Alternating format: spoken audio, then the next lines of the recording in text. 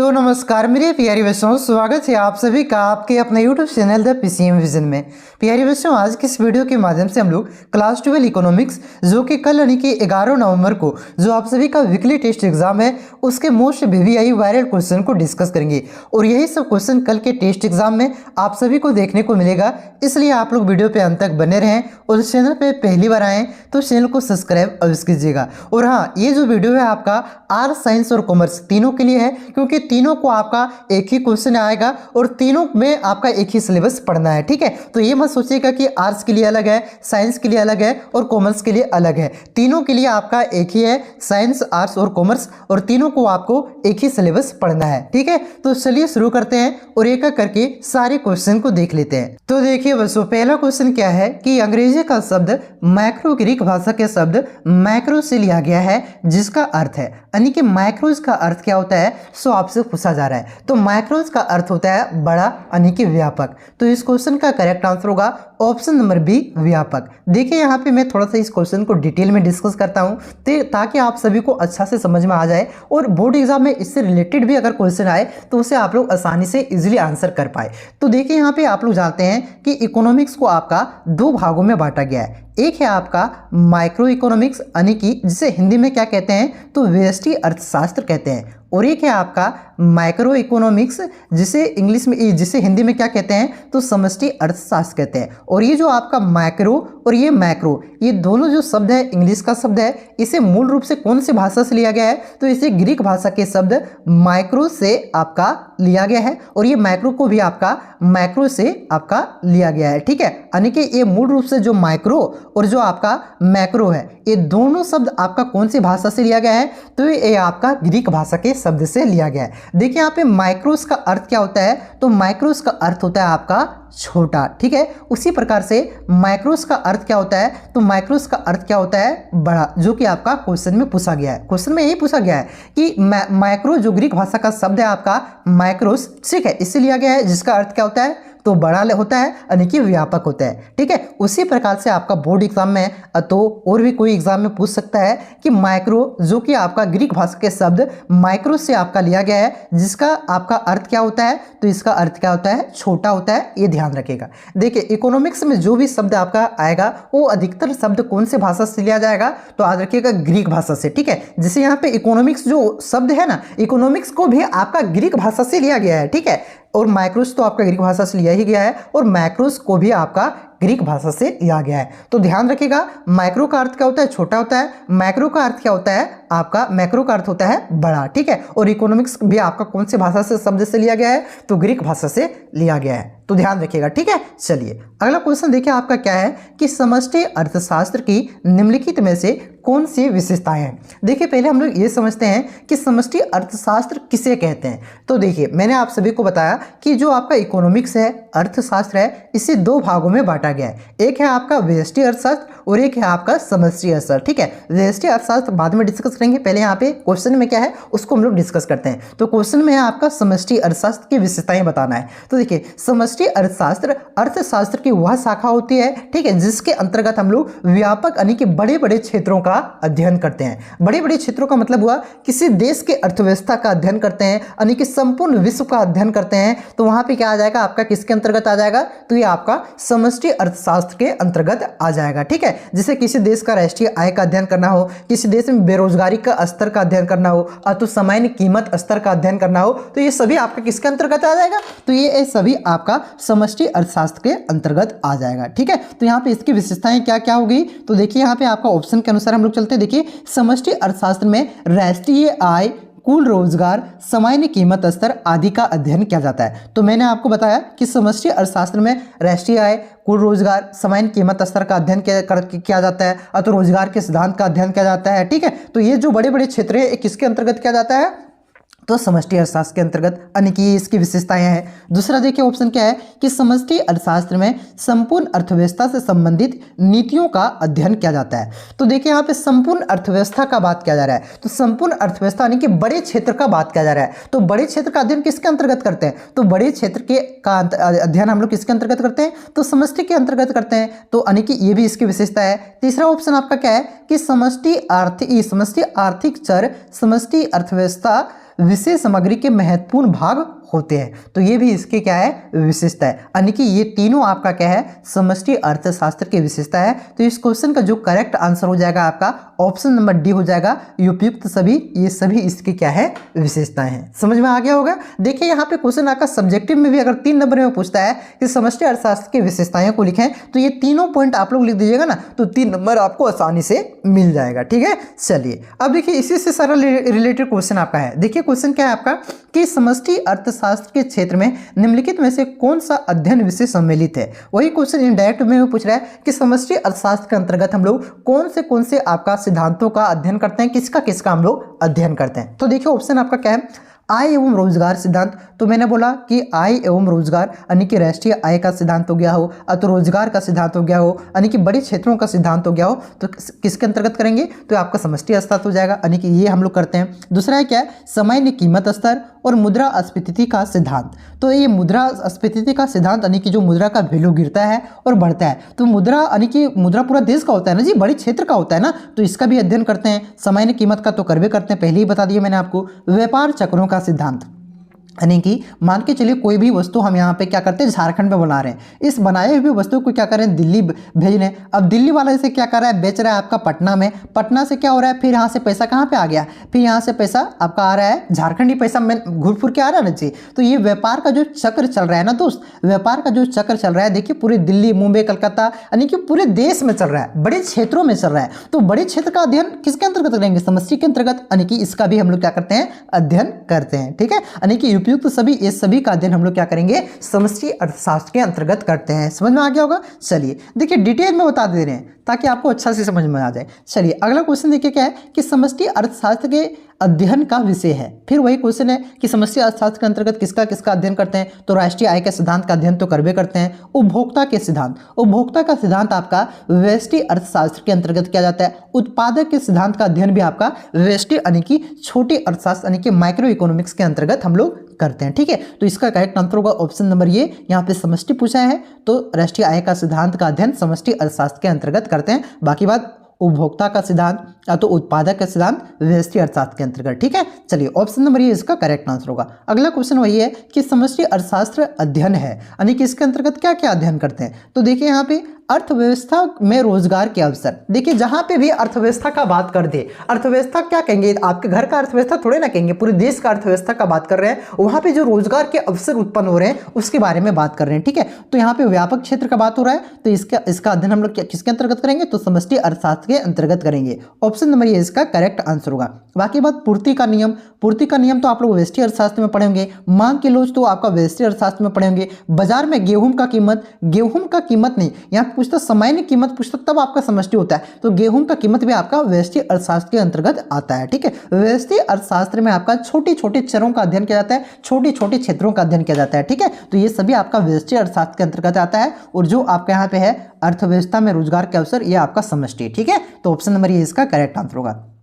अगला क्वेश्चन है कि सामान्य कीमत स्तर का अध्ययन किया जाता है। तो सामान्य कीमत स्तर का अध्ययन किसके अंतर्गत किया जाता है, तो मैंने आपको बताया था ये आपका समष्टि अर्थशास्त्र के अंतर्गत। ठीक है, ऑप्शन नंबर 20 का करेक्ट आंसर होगा। अगला क्वेश्चन देखिए क्या है कि रोजगार सिद्धांत का संबंध है। तो जहां पे भी आपको सिद्धांत दिख जाए, क्योंकि सिद्धांत किसी एक व्यक्ति के लिए नहीं दिया जाता है, ये जो सिद्धांत है आपका पूरे यानी कि व्यापक क्षेत्र के लिए दिया जाता है। ठीक है, किसके अंतर्गत आ जाएगा, तो समष्टि अर्थशास्त्र। ठीक है, ऑप्शन नंबर सी इसका करेक्ट आंसर होगा। अगला क्वेश्चन आपका देखिए क्या है कि निम्नलिखित में से कौन सा अष्टोक है। तो देखिए यहाँ पे एक होता है आपका अष्टोक और एक होता है आपका प्रवाह। तो सबसे पहले यहाँ पे हम लोग अष्टोक को समझते हैं, उसके बाद हम लोग प्रवाह को समझेंगे। देखिए अष्टोक क्या बताता है, तो अष्टोक आपका एक निश्चित समय बिंदु पर किसी चर की माप को बताता है। ठीक है, जैसे कि एग्जाम्पल के तौर पर समझिए, मान के चलिए एक आपका पानी का टंकी है। इस पानी की टंकी में आपका 10 बजे कितना पानी है, तो 10 बजे आपका 5 लीटर पानी है। तो देखिए यहाँ पे एक निश्चित समय बिंदु में बता रहा है, क्या बता रहा है,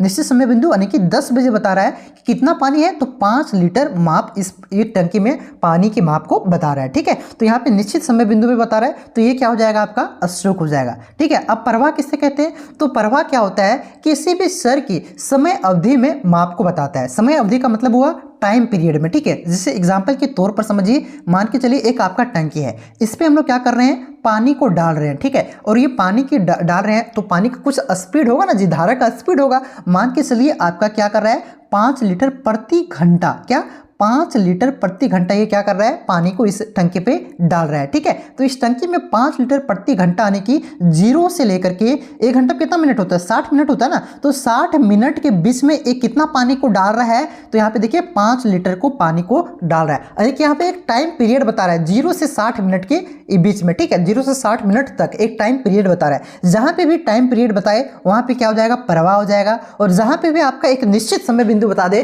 कि 10 बजे 11 बजे एकदम फिक्स बता दे, वहां पे क्या हो जाएगा, आपका स्ट्रोक हो जाएगा। समझ में आ गया होगा। तो वही पूछ रहा है कि निम्नलिखित में से कौन सा आपका स्ट्रोक है। तो देखिए आपका संपत्ति, संपत्ति क्या होता है, स्ट्रोक होता है। हम लोग नहीं कहते हैं, जिसके मान के चलिए एग्जाम्पल के तौर पर समझिए, कोई भी नेता क्या करता है, जब वोटिंग के लिए नॉमिनेशन करने के लिए जाता है तो वहां पे बताता है कि आज तक मेरा कितना संपत्ति है, यानी कि आज 5 तारीख को कितना मेरा संपत्ति है, तो ये मेरा संपत्ति आपका 10 लाख है, ठीक है। तो निश्चित समय बिंदु पर संपत्ति को दर्शाया जाता है, इसलिए संपत्ति क्या हो जाएगा, आपका स्टॉक हो जाएगा, ठीक है। बाकी बात निर्यात, निर्यात का मतलब होता है एक्सपोर्ट, यानी कि दूसरे देशों को सामान को बेचना। तो दूसरे इसको किस प्रकार से मापा जाता है, इसको मापा जाता है कि 1 साल के अंतराल में मापा जाता है। जैसे कि 1 साल में भारत ने चाइना को कितना सामान बेचा, चाइना से हम लोगों ने कितना सामान लाया, तो यहाँ पे देखिए एक अंतराल में मापा जाता है, 1 साल के अंतराल में। तो जहां पे अंतराल का बात आ जाए, टाइम पीरियड का बात आ जाए, वहां पे क्या हो जाएगा, प्रवाह, ठीक है। तो लाभ भी आपका इसी प्रकार से आपका अंतराल में मापा जाता है। बचत को भी आपका क्या करते हैं हम लोग, क्या जाता है कि हम यहाँ पे कोई व्यक्ति मान के चलिए कमाने जाता है दिल्ली मुंबई, तो कितना पैसा बचवा रहे, तब प्रत्येक महीना 5,000 टका बचाया लाई। तो यहाँ देखिए 1 महीना में बात कर रहा है, 1 महीना में, ठीक है, 1 महीना जहाँ पे बात करते हैं टाइम पीरियड में बात कर रहा है, तो टाइम पीरियड में बात कर रहा है मतलब प्रवाह हो जाएगा, ठीक है। तो संपत्ति यहाँ पे क्या हो जाएगा, स्टॉक हो जाएगा, क्योंकि एक निश्चित समय बिंदु पर दर्शाया जाता है, मापा जाता है। और आपका निर्यात, लाभ और बचत का टाइम पीरियड में मापा जाता है, ठीक है। तो ये आपका क्या हो जाएगा, ये तीनों आपका प्रवाह हो जाएगा और संपत्ति क्या हो जाएगा, स्टॉक हो जाएगा। तो स्टॉक ही पूछा था, तो ऑप्शन नंबर ए इसका करेक्ट आंसर होगा, ठीक है। अब इसी से रिलेटेड क्वेश्चन है, सारा क्वेश्चन सोल्व हो जाएगा। देखिए क्वेश्चन क्या है कि समष्टि अर्थशास्त्र अध्ययन करता है। तो मैंने आपको शुरू में ही बताया था कि समष्टि अर्थशास्त्र आपका पूर्ण रोजगार का अध्ययन करता है, समग्र कीमत स्तर यानी कि पूरे देश की कीमत स्तर का, सामान्य कीमत स्तर का अध्ययन करता है, सकल राष्ट्रीय उत्पाद यानी कि जीडीपी पूरा देश का निकालते हैं, अपना परिवार का जीडीपी थोड़े ना निकालते वो दोस्त, ठीक है। तो ये पूरा मतलब अच्छा व्यापक क्षेत्र का बात कर रहा है। तो ये तीनों का अध्ययन किसके अंतर्गत करेंगे, तो समष्टि अर्थशास्त्र, उपयुक्त सभी इसका करेक्ट आंसर होगा। अगला क्वेश्चन देखिए क्या है कि समष्टि अर्थशास्त्र के अंतर्गत निम्न में से किसका अध्ययन किया जाता है। तो राष्ट्रीय आय का भी अध्ययन किया जाता है, पूर्ण रोजगार का भी किया जाता है, कुल उत्पादन का भी किया जाता है, कुल आ जाए, पूर्ण आ जाए, राष्ट्रीय वाला बात आ जाए, वहां पे क्या हो जाएगा, समष्टि, ठीक है। तो उपयुक्त सभी इसका करेक्ट आंसर होगा। अगला क्वेश्चन देखिए क्या है कि स्टॉक के अंतर्गत निम्नलिखित में से कौन शामिल है। तो देखिए स्टॉक क्या होता है, ये मैंने आप सभी को बताया कि स्टॉक आपका एक निश्चित समय बिंदु पर किसी चर की माप को बताता है, ठीक है। जैसे आपका मुद्रा का परिमाप हो गया, ये भी आपका स्टॉक है, धन भी आपका स्टॉक है, गोदाम में रखे आपका गेहूं की मात्रा भी क्या है, आपका स्टॉक है। तो ये सभी आपका क्या हो जाएगा, स्टॉक के अंतर्गत शामिल होते हैं। ऑप्शन नंबर डी इसका करेक्ट आंसर होगा। देखिए मुद्रा का परिमाप का मतलब क्या होता है, जैसे कि आप लोग सुनते होंगे ना जी कि भारत का जो विदेशी मुद्रा भंडार है ये कितना है, तो 600 बिलियन डॉलर है। कितना है, 600 बिलियन डॉलर है, ठीक है। तो यहाँ पे देखिए ये क्या होता है, एक निश्चित समय बिंदु में मापा जाता है, 600 बिलियन डॉलर है, ठीक है। तो आपके पास भी जितना मुद्रा होगा कि 5,000 पैसा है, तो हमारे पास आज कितना पैसा है, 5,000 पैसा है। तो आज का यहाँ पे बात किया जा रहा है, समय बिंदु का बात किया जा रहा है, ठीक है। जैसे धन और संपत्ति क्या होता है, संपत्ति के बारे में पहले भी डिस्कस कर चुके हैं।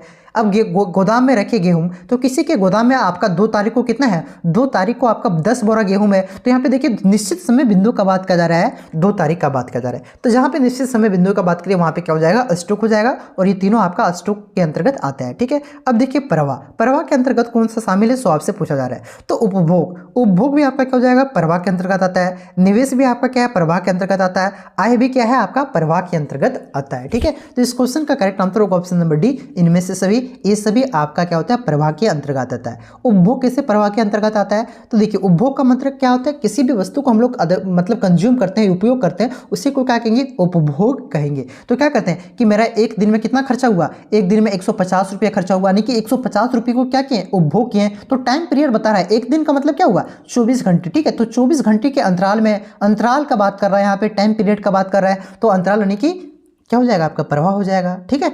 निवेश भी उसी प्रकार से है, आय भी आपका क्या है, एक दिन में कमाए, एक दिन में इतना निवेश किए, एक दिन यानी कि 24 घंटा के अंतराल का बात कर रहा है, तो वहाँ पे क्या हो जाएगा, आपका प्रवाह हो जाएगा। समझ में आ रहा है दोस्त? चलिए अगला क्वेश्चन देखिए क्या है कि वेनो ने किस वर्ष स्टैंडर्ड नेशनल अकाउंट को विकसित किया था? तो ये कब विकसित किया था? तो ये आपका 1968 में किया था। ऑप्शन नंबर सी इसका करेक्ट आंसर होगा। अगला क्वेश्चन देखिए क्या है कि चक्रीय प्रवाह के निम्न में से कौन से प्रकार हैं? तो देखिए आपका चक्रीय प्रवाह के आपका दो प्रकार होते हैं, एक होता है आपका वास्तविक प्रवाह और एक होता है ये मौद्रिक प्रवाह। ठीक है, तो ये दोनों आपका क्या है, चक्रीय प्रवाह के आपका प्रकार हैं। तो ऑप्शन नंबर सी इसका करेक्ट आंसर होगा, ए और बी दोनों।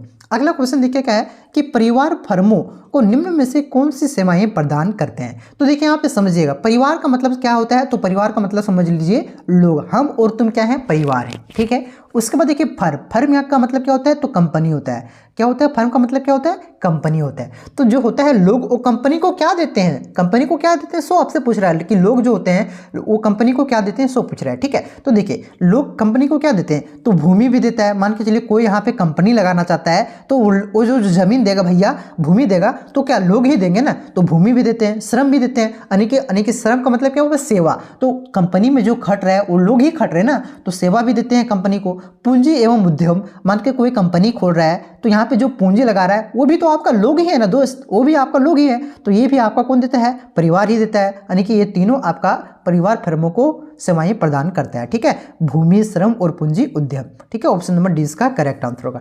अगला क्वेश्चन देखिए क्या है कि परिवार फर्मों को निम्न में से कौन सी सेवाएं प्रदान करता है? तो वही क्वेश्चन आपका रिपीट हो गया है। ठीक है, दोनों एक ही क्वेश्चन है। चलिए अगला क्वेश्चन देखिए क्या है कि 3 क्षेत्रीय मॉडल में निम्न में से एक कौन शामिल होते हैं? तो देखिए 3 क्षेत्रीय मॉडल में आपका ये तीनों शामिल होता है। जिससे आपका हो गया परिवार शामिल तो होता ही है, फर्म मतलब कंपनी भी शामिल होता है, और सरकार जो आपका टैक्स लेता है वो भी आपका शामिल होता है। ठीक है, तो ऑप्शन नंबर डी इसका करेक्ट आंसर होगा इनमें से सभी। अगर पूछे कि 4 क्षेत्रीय मॉडल में कौन कौन शामिल होता है? तो 4 क्षेत्रीय मॉडल में आपका परिवार, फर्म और सरकार तो शामिल होता ही होता है, एक और शामिल होता है, वो कौन होता है? तो वो आपका शेष विश्व होता है, जिसको हम लोग क्या करते हैं, सामान बेचते हैं। ठीक है, 4 क्षेत्रीय पूछे तो याद रखिएगा परिवार, फर्म, सरकार और शेष विश्व, और आपका सिर्फ 3 क्षेत्र पूछे तो आपका ये तीनों हो जाएगा। ठीक है, ध्यान रखिएगा। अगला क्वेश्चन देखिए क्या है कि निम्न अंकित में से कौन चक्रीय प्रवाह में शामिल होता है? तो चक्रीय प्रवाह में आपका उपभोग भी शामिल होता है, विनियोग भी शामिल होता है और आय भी शामिल होता है। तो ऑप्शन नंबर डी इसका करेक्ट आंसर होगा, उपयुक्त सभी।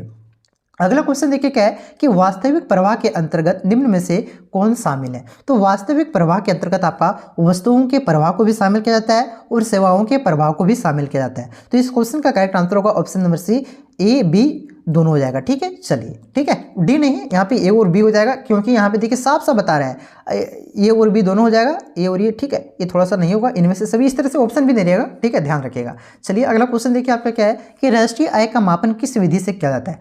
तो राष्ट्रीय आय के मापने की विभिन्न विधियां होती है, जिसे आपका उत्पादन विधि से भी किया जाता है, आय विधि से भी किया जाता है, ओवाई विधि से भी किया जाता है। ठीक है, तो ये सभी क्या है, राष्ट्रीय आय के मापन की विधियां हैं। ऑप्शन नंबर डी इसका करेक्ट आंसर होगा, इनमें से सभी। ठीक है, चलिए अगला क्वेश्चन देखिए क्या है कि राष्ट्रीय आय के आकलन में किस वस्तु या सेवा के मूल्य को एक से अधिक बार शामिल करना कहलाता है? मान के चलिए कोई भी वस्तु है, ठीक है, मान के चलिए यहाँ पे ये वस्तु है, ये वस्तु को क्या करेंगे हम लोग, राष्ट्रीय आय में 2 बार शामिल करेंगे, एक से अधिक बार शामिल करेंगे, एक से अधिक मतलब 2 बार 3 बार शामिल करेंगे, तो उसे क्या कहते हैं, उसे कहते हैं आपका दोहरी गणना। ठीक है, समझ में आ गया। चलिए अगला क्वेश्चन देखिए आपका क्या है कि एक अर्थव्यवस्था में कौन से क्षेत्र शामिल रहता है? तो कौन सा क्षेत्र शामिल रहता है? प्राथमिक क्षेत्र भी रहता है, द्वितीयक रहता है, तृतीयक रहता है। ये तो बच्चे से आप लोग 9th क्लास से पढ़ते आ रहे होंगे। ठीक है, तो अर्थव्यवस्था में आपका तीनों क्षेत्र शामिल रहता है, प्राथमिक, द्वितीयक और तृतीयक। ठीक है, चलिए तो इस क्वेश्चन का करेक्ट आंसर होगा ऑप्शन नंबर डी, इनमें से सभी, ये सभी क्षेत्र।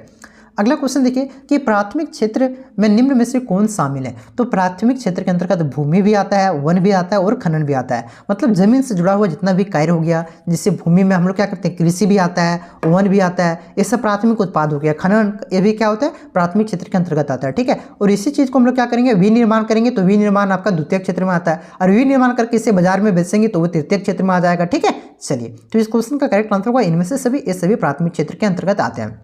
अगला क्वेश्चन है कि द्वितीय क्षेत्र में निम्न में से कौन सी सेवाएं सम्मिलित है। तो द्वितीय क्षेत्र में मान के चलिए एग्जांपल के तौर पर जैसे गन्ना हम लोग यहाँ पे उपजा रहे हैं यानी कि कृषि कर रहे हैं, तो ये जो कृषि कर रहे हैं दोस्त, तो ये गन्ना आपका क्या आ जाएगा, कृषि गन्ना का उत्पादन क्या आ जाएगा, प्राथमिक क्षेत्र आ जाएगा। इसी गन्ना को क्या करेंगे, चीनी बनाएंगे, क्या बनाएंगे, चीनी इसको हम लोग बनाएंगे। तो ये चीनी यानी कि गन्ना का विनिर्माण करें, फिर से इसका निर्माण करें किसी दूसरे वस्तु में, ठीक है। तो ये क्या हो जाएगा, द्वितीय क्षेत्र में आ जाएगा। अब इसी चीनी को क्या करेंगे, मार्केट में ले जाकर के बेचेंगे, तो यहाँ पे बेचना क्या हो जाएगा, आपका तृतीय क्षेत्र में आ जाएगा, ठीक है। तो देखिए यहाँ पे आपका विनिर्माण क्या हो जाएगा, द्वितीय क्षेत्र में, क्योंकि गन्ना का विनिर्माण हो जाता है, विनिर्माण आपका द्वितीय क्षेत्र में आ जाएगा, ठीक है। ऑप्शन नंबर 2 इसका करेक्ट आंसर होगा। बाकी बात बीमा, व्यापार और बैंकिंग, ठीक है, ये तीनों आपका क्या होता है, तृतीय क्षेत्र में आता है, ध्यान रखिएगा।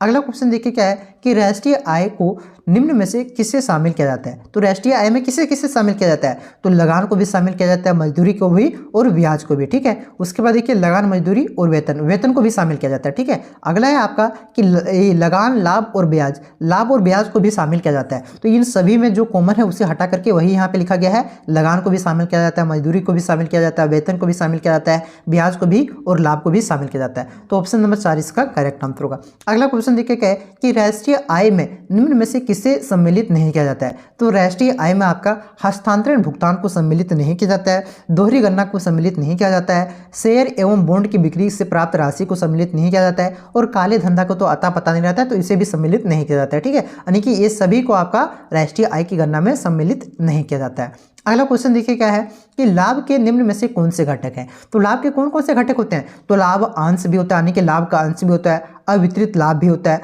और निगम लाभ कर भी होता है। तो इनमें से सभी इसका करेक्ट आंसर होगा, ये सभी आपका लाभ के घटक है। उसके बाद देखिए अगला क्वेश्चन आपका क्या है कि सकल राष्ट्रीय उत्पाद की गणना में निम्न में से किसे सम्मिलित नहीं किया जाता है। तो देखिए सकल राष्ट्रीय उत्पाद का मतलब क्या हुआ, तो जीडीपी हुआ, यानी कि ग्रॉस डोमेस्टिक प्रोडक्ट। तो इसके अंतर्गत किसे किसे सम्मिलित नहीं किया जाता है, तो इसके अंतर्गत आपका पुरानी वस्तुओं के क्रय विक्रय को भी सम्मिलित नहीं किया जाता है। पुरानी वस्तुओं के क्रय विक्रय को क्यों नहीं सम्मिलित किया जाता है, क्योंकि जब ये वस्तु आपका नया था उस समय इसको एक बार सम्मिलित कर लिया जाता है, ठीक है। तो नया में एक बार सम्मिलित कर लिया, अगर पुराना में भी करेगा तो आपका फॉल्स आ जाएगा, यानी कि दोहरी गणना हो जाएगा, ठीक है। इस वजह से नया में कर लिया जाता है, उसे पुराना में आपका नहीं किया जाता है। उसके बाद आपका मध्यवर्ती वस्तुओं को भी शामिल नहीं किया जाता है। क्यों, मध्यवर्ती वस्तुओं किसे कहते हैं, पहले समझिए। देखिए मान के चलते हैं एक आपका कलम है, तो कलम में क्या होता है, आपका कलम का खोलिया भी होता है, आपका उसमें इंक भी होता है। तो जो आपका इंक हो गया और कलम का खोलिया हो गया, ये सब क्या हो गया, मध्यवर्ती वस्तु हो गया, ठीक है। ये दोनों मध्यवर्ती वस्तुओं को मिला करके क्या बना जाता है, आपका अंतिम वस्तु बनाया जाता है, जो कि आपका जनता लोग क्या करते हैं, उपभोग करते हैं, कलम का उपयोग करते हैं। क्या हम लोग वो इथी का उपयोग थोड़ी करते हैं, खोलिया का उपयोग करेंगे जी, नहीं ना करेंगे। तो खोलिया हो गया और इंक आपका क्या हो जाएगा, आपका ये मध्यवर्ती वस्तु हो जाएगा, ठीक है, ठीक है। और अंतिम वस्तु क्या हो जाएगा, कलम हो जाएगा। तो यहाँ पे इंक और जो आपका कलम का खोलिया है इसको शामिल नहीं किया जाता है, क्योंकि इसका डायरेक्ट जो अंतिम वस्तु बनता है कलम, उसी को शामिल किया जाता है। अगर यहाँ पे इंक को शामिल करेंगे, इंक मान के चलिए ये 3 रुपये का है और ये आपका खोलिया 2 रुपये का है और कलम 5 रुपये का है, तो यहाँ पे 3 को शामिल करेंगे, 2 को शामिल करेंगे, 5 हो गया, और फिर 5 टका कलमा शामिल कर लेंगे, तो क्या हो जाएगा, 10 टका हो जाएगा। और एक्चुअल में कितना का प्रोडक्ट बन रहा है, 5 टका बन रहा है ना। तो मध्यवर्ती वस्तुओं को शामिल नहीं किया जाता है, क्योंकि दोहरी गणना होने की भी संभावना होती है, ठीक है। तो पुरानी वस्तुओं का क्रय विक्रय और मध्यवर्ती वस्तुओं, ये दोनों को शामिल नहीं किया जाता है। ऑप्शन नंबर 3 इसका करेक्ट आंसर होगा। अगला क्वेश्चन है कि निम्नलिखित में से किसे राष्ट्रीय आय की गणना में सम्मिलित नहीं किया जाता है। तो मैंने आपको शुरू में बताया था, जो आपका हस्तांतरण भुगतान है इससे सम्मिलित नहीं किया जाता है। ऑप्शन नंबर 3 इसका करेक्ट आंसर होगा। अगला क्वेश्चन देखिए क्या है कि निम्नलिखित में से कौन राष्ट्रीय आय की गणना की विधि नहीं है। तो राष्ट्रीय आय की गणना की विधि क्या क्या होती है, उत्पाद विधि होता है, आय विधि होता है और व्यय विधि होता है। प्रतिशत विधि आपका नहीं होता है, ठीक है। ऑप्शन नंबर 3 इसका करेक्ट आंसर होगा। प्रतिशत विधि आपका राष्ट्रीय आय की गणना की विधि नहीं है। तो यहाँ पे इतना ही क्वेश्चन था। अब देखिए थोड़ा सा वीडियो आपका लंबा हो रहा है, ठीक है। हो सकता है कि आप लोग भी बोरिंग हो जाए, क्योंकि पहली बार इकोनॉमिक्स पढ़ रहे हैं, लेकिन मैं मानता हूँ कि बहुत ही बेहतरीन तरीके से आप लोगों को समझ में आया होगा। अगर आया तो आप लोग कमेंट करके जरूर बताइएगा, क्योंकि देखिए आंसर मैं चाहता तो 5 मिनट के अंदर ये सारे क्वेश्चन का आंसर बता करके निकल सकता था, ठीक है। लेकिन ऐसा मैंने नहीं किया, क्योंकि आपका ये तो आपका फाइनल बोर्ड एग्जाम नहीं है, ठीक है। आपको यहाँ पे टेस्ट क्यों लिया जाता है, क्योंकि आपकी तैयारी बेहतर और फाइनल में आप लोग अच्छा करें, जो गलती टेस्ट में करें कि वहाँ ना करें, ठीक है। तो आप लोग फाइनल एग्जाम में बेहतर करें, इस इस वजह से सारे क्वेश्चन को मैंने यहाँ पे एक्सप्लेन किया। अगर आपको अच्छा लगा हो तो वीडियो को लाइक करें, चैनल पे पहली बार आए तो चैनल को सब्सक्राइब जरूर करेंगे, क्योंकि इसी प्रकार से वीडियो अपलोड करूंगा। अभी मॉडल पेपर का सॉल्यूशन भी अपलोड करूंगा और बहुत ही बेहतरीन तरीके से सारे क्वेश्चन को आपको यहाँ पे एक्सप्लेन करके बताऊंगा। और लास्ट में तो आपका VVI क्वेश्चन तो दूंगा ही, जो क्वेश्चन दूंगा 20 क्वेश्चन, उसी में से आपका लगभग 15 क्वेश्चन एग्जाम में देखने को मिलेगा। ठीक है, तो चलिए मिलते हैं नेक्स्ट वीडियो में। चैनल पे नए हैं तो प्लीज सब्सक्राइब जरूर कीजिएगा। तब तक के लिए जय हिंद, जय भारत, जय झारखंड।